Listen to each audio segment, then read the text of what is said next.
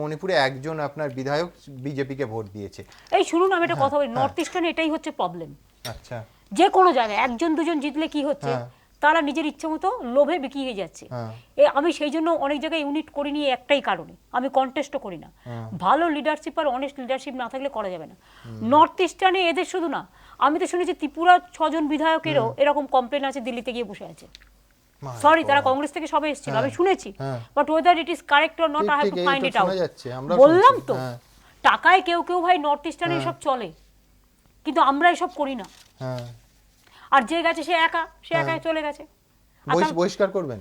এই তো দল বহিষ্কার আবার কি, সে তো একাই ছিল। কাকে বহিষ্কার করবেন আর কি করবেন, তো একাই, সে তো একটাই এমএলএ হয়েছিল।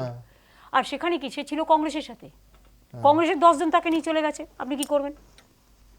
এবার আপনি আমাকে বলুন, আমি যদি তাকে দোষ বলে বেড়াচ্ছে যে দলের অনুমতি নিয়ে এসব করেছি, বাজে কথা। আমাদের সাথে কোনো, আমি তো চিনি না, কোনো কন্ট্যাক্টই নেই।